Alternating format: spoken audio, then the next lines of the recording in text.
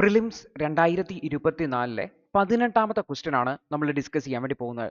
18ാമത്തെ question ഇതാണ്. Consider the following: carabid beetles, centipedes, flies, termites, wasp. Parasitoid species are found in how many of the above kind of organisms? Only 2, only 3, only 4, all 5 എന്നുള്ളതാണ് option. ഈ ഒരു ചോദ്യം കണ്ടാൽ തന്നെ ഇത് വളരെയധികം factual ആയിട്ടുള്ള ഒരു ക്വസ്റ്റ്യൻ ആണെന്ന് കണ്ടാൽ മനസ്സിലാവും. നിങ്ങൾക്ക് എക്സാക്ട്ലി ആൻസർ അറിയണം, ഒന്നാമത്തെ കാര്യം. രണ്ടാമത്തെ കാര്യം എന്ന് വെച്ചാൽ ഇത് വളരെ റാൻഡം ആയിട്ടുള്ള ഒരു ക്വസ്റ്റ്യൻ ആണ്. കാരണം നമ്മൾ എൻവയോൺമെന്റ് ഇക്കോളജി എന്ന് പറഞ്ഞ ടോപ്പിക് പഠിക്കുന്നുണ്ടെങ്കിലും ഈ ഒരു പാരസൈറ്റോയിഡ് സ്പീഷീസിനെ കുറിച്ച് സ്പെസിഫിക്കലോ അല്ലെങ്കിൽ അതിൽ എന്തൊക്കെ ഉണ്ട് എന്നുള്ളത് സ്പെസിഫിക് ആയിട്ട് പഠിക്കുന്നില്ല. ഈവൻ ഈ ഒരു സുവോളജി ഒക്കെ പഠിച്ചിട്ട് വരുന്ന ഒരാൾ അല്ലെങ്കിൽ എൻവയോൺമെന്റ് ഇക്കോളജി ഒക്കെ വളരെ ഡീറ്റെയിൽ ആയിട്ട് പഠിച്ചിട്ട് വരുന്ന ഒരാളാണെങ്കിൽ പോലും ഈ ഒരു ചോദ്യത്തിന് ഉത്തരം കണ്ടുപിടിക്കുക വളരെ ബുദ്ധിമുട്ടാണ്. സോ ഈ ഒരു ക്വസ്റ്റ്യൻ എന്ന് പറഞ്ഞാൽ one of the toughest question ആയിരുന്നു UPSC സിവിൽ സർവീസ് എക്സാമിൽ ചോദിച്ചതെന്ന് ഓർത്ത് വെക്കുക. എപ്പോഴും ഓർത്ത് വെക്കുക, ഒരു 25 to 30 ക്വസ്റ്റ്യൻസ് ഒക്കെ UPSCയിൽ ഈ ഒരു കാറ്റഗറി ക്വസ്റ്റ്യൻസ് ഉണ്ടാവും. നിങ്ങൾ ചെയ്യേണ്ട കാര്യം എന്ന് വെച്ചാൽ ഇതിന് കൃത്യമായിട്ടുള്ള ഉത്തരം അറിയില്ല എങ്കിൽ ജസ്റ്റ് ലീവ് ദ ക്വസ്റ്റ്യൻ എന്നുള്ളതാണ്. ഇതൊന്നും ട്രൈ ചെയ്യരുത്. ഇതൊക്കെ ട്രാപ്പ് സെറ്റ് ചെയ്യുന്നതാണ് നിങ്ങൾക്ക് കിട്ടിയ മാർക്കിനെ പിറകോട്ട് കൊണ്ടുപോകാൻ വേണ്ടിയിട്ട്. അപ്പോൾ ഈ ഒരു ട്രാപ്പിൽ വീഴാതിരിക്കാൻ ശ്രദ്ധിക്കുക എന്നുള്ളതാണ്. ഇനി നമുക്ക് ഈ ഒരു ചോദ്യത്തിലേക്ക് പോകാം. ഈ ഒരു ചോദ്യത്തിൽ പാരസൈറ്റോയിഡ് എന്നാണ് പറഞ്ഞിരിക്കുന്നത്. അപ്പോൾ എന്താ ഈ പാരസൈറ്റോയിഡ് എന്ന് പറഞ്ഞു കഴിഞ്ഞാൽ? പാരസൈറ്റോയിഡ് എന്ന് പറഞ്ഞു കഴിഞ്ഞാൽ ഒരു പാരസൈറ്റിനെ പോലെ ആക്ട് ചെയ്യുന്ന ജീവികളാണ്. പാരസൈറ്റ് പോലെ ആക്ട് ചെയ്യുന്ന ജീവികളാണ്. സംഭവം എന്താണെന്ന് വെച്ച് കഴിഞ്ഞാൽ ഈ ഒരു ജീവികൾ പോയിട്ട് ഏതെങ്കിലും മറ്റൊരു ജീവിയിൽ പോയിട്ട് മുട്ടയിടും. മുട്ടയിട്ടതിന് ശേഷം ആ മുട്ട വളർന്നു വരുന്ന കുട്ടികൾ അല്ലെങ്കിൽ അതിന്റെ ലാർവ തുടങ്ങിയവ ആ ജീവിയെ നശിപ്പിക്കുകയും ചെയ്യും. അപ്പോൾ ഇത് മുട്ടയിടും, അതിനുശേഷം ആ വളർന്നു വരുന്ന സ്ഥലത്തെ അത് നശിപ്പിക്കുകയും ചെയ്യും. ഇതിനെയാണ് പാരസൈറ്റോയിഡ് എന്ന് പറയുന്ന ബിഹേവിയർ എന്ന് പറയുക. അപ്പോൾ ഇത്തരത്തിൽ ഈ ഒരു പാരസൈറ്റോയിഡ് ബിഹേവിയർ കാണിക്കുന്ന ജീവികൾ ഏതൊക്കെയാണ് എന്നുള്ളതാണ് ചോദ്യം. One of the toughest question. ഇതിന്റെ ഉത്തരം UPSC പറയാതെ ഒരാൾക്കും കണ്ടുപിടിക്കാൻ പറ്റില്ല. നോർമലി പറയുന്നത് വെച്ചാൽ ഈ സെന്റിപീഡ്സും അതുപോലെ ടെർമൈറ്റ്സും ഇവ രണ്ടും ഈ ഒരു പാരസൈറ്റോയിഡ് ബിഹേവിയർ കാണിക്കുന്നില്ല എന്നാണ് പലരും അഭിപ്രായപ്പെടുന്നതായിട്ടുള്ളത്. So option carabid beetles, flies, wasp എന്നതിലേക്ക് മാത്രമായിട്ട് ചുരുങ്ങും. സോ ഓൺലി 3 എന്നുള്ളതാണ് ഉത്തരമായിട്ട് വരുന്നത്. പക്ഷെ ഓർത്ത് വെക്കുക, ഈ ഉത്തരം നമുക്ക് കൺഫേം ചെയ്യാൻ പറ്റില്ല. ബിക്കോസ് അത്രയും റാൻഡം ആയിട്ടുള്ള ഒരു ചോദ്യമാണിത്.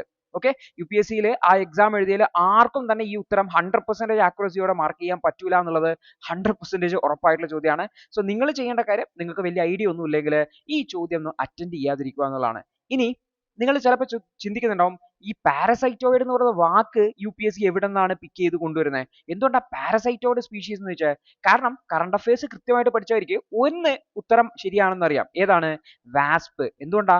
UPSC നമ്മുടെ ഹിന്ദു ന്യൂസ് പേപ്പറിൽ വാർത്തയുണ്ടായിരുന്നു. ഹിന്ദു ന്യൂസ് പേപ്പറിൽ മാർച്ച് 9 ഒരു പുതിയ ജീനസ് ഓഫ് പാരസൈറ്റോയിഡ് വാസ്പ് കണ്ടെത്തി എന്ന് പറഞ്ഞുകൊണ്ട് ഒരു വാർത്ത വന്നിട്ടായിരുന്നു. അതിന്റെ പേര് ഇൻഡോപ്രിയ എന്ന് പറയുന്ന പേരാണ് കൊടുത്തത്. ഇന്ത്യയിൽ നിന്നാണ് കണ്ടെത്തിയത്. സോ ഇന്ത്യയുടെ പേരിൽ നിന്ന് ഇൻഡോപ്രിയ എന്ന പേരിലാണ് അതിന് പേര് കൊടുത്തത്. അപ്പൊ ഇതിൽ നിന്നും നമുക്ക് പാരസൈറ്റോയിഡ് എന്താണെന്ന് നമ്മൾ ഈ ഒരു സമയത്ത് പഠിച്ചിട്ടുണ്ടാവും. അതിൽ വാസ്പ് എന്ന് പറയുന്നത് പാരസൈറ്റോയിഡ് ആണെന്ന് നമ്മൾ പഠിച്ചിട്ടുണ്ടാവും. അതായത് ഒരു ഓപ്ഷൻ ശരിയാണെന്ന് നമുക്കറിയാം, മറ്റ് ഓപ്ഷൻസിനെ കുറിച്ച് ഒരു ഐഡിയയും ഇല്ല എന്നുള്ളതാണ്. അപ്പോൾ ചോദ്യം വളരെ ഫാക്ച്വൽ ആയിട്ടുള്ള ചോദ്യമാണ്.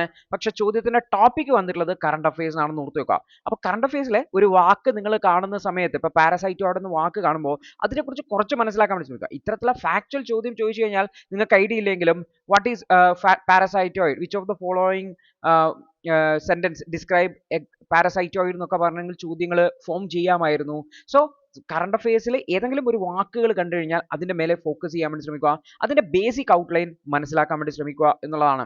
അപ്പോൾ ഈ ഒരു ന്യൂസ് മൊത്തത്തിൽ വായിച്ചു കഴിഞ്ഞാലും അതിൽ ആക്ച്വലി ഈ ഒരു ഇൻഡോപ്രിയ എന്ന് പറയുന്ന വാസ്പിനെ കുറിച്ച് മാത്രമാണ് പറയുന്നത്, അല്ലാതെ മറ്റ് പാരസൈറ്റോയിഡുകളെ കുറിച്ചോ മറ്റോ ഒന്നും പറയുന്നില്ല എന്ന് കൂടി ഓർത്ത് വെക്കുക. സോ ചോദ്യം ഫോം ചെയ്തിട്ടുള്ളത് ഭയങ്കര ഫാക്ച്വൽ ആയിട്ടുള്ളതാണ്. എങ്ങനെയാണ് അപ്രോച്ച് ചെയ്യേണ്ടതെന്നും പറഞ്ഞു. അപ്പോൾ ഇവിടെ നിങ്ങൾ ഓർത്ത് വെക്കേണ്ടത് കറണ്ട് അഫയേഴ്സിന്റെ ഇമ്പോർട്ടൻസിനെ കുറിച്ചാണ്. അപ്പോൾ കറണ്ട് അഫയേഴ്സിൽ വരുന്ന വാക്കുകൾ UPSC അതേപോലെ ചോദിക്കുന്നത് നിങ്ങൾക്ക് കാണാൻ പറ്റും.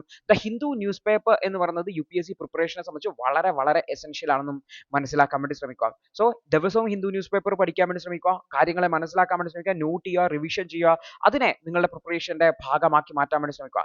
അതിന്റെ കൂടെ ലേണേഴ്സിന്റെ the Hindu newspaper analysis നിങ്ങൾക്ക് തീർച്ചയായിട്ടും യൂസ്ഫുൾ ആയിരിക്കും. കാരണം ഹിന്ദു ന്യൂസ് പേപ്പറിലും അവരുടെ ഡിജിറ്റൽ എഡിഷനിലും വരുന്ന പല ടോപ്പിക്കുകളും നമ്മൾ UPSCക്ക് റിലവന്റ് ആയിട്ടുള്ള ടോപ്പിക്കുകൾ കവർ ചെയ്യുന്നുണ്ട്. ഞാൻ തൊട്ട് മുന്നേ കാണിച്ചത് നമ്മുടെ ക്ലാസ്സിൽ നിന്നുള്ള സ്ക്രീൻഷോട്ട് കൂടിയാണ് എന്നുകൂടി ഓർത്ത് വെക്കുക. അപ്പോൾ ലേണേഴ്സിന്റെ ഈ ഒരു യൂട്യൂബ് കമ്മ്യൂണിറ്റിയിൽ ജോയിൻ ചെയ്ത് കഴിഞ്ഞാൽ നിങ്ങൾക്ക് current affairs analysis daily access ചെയ്യാൻ വേണ്ടി പറ്റും. അപ്പം ലേണേഴ്സിന്റെ മറ്റു കോഴ്സുകളെ കുറിച്ചും അല്ലെങ്കിൽ ആപ്പിലൂടെ എൻറോൾ ചെയ്യുന്നതിനെ കുറിച്ച് അറിയാൻ വേണ്ടിയിട്ട് ഈ നമ്പറുകളിൽ ലേണേഴ്സിനെ കോൺടാക്ട് ചെയ്യാവുന്നതാണ്. അപ്പോൾ അടുത്ത ദിവസം നമുക്ക് അടുത്തൊരു ചോദ്യവുമായിട്ട് കാണാം. അതുവരെ good bye, all the best.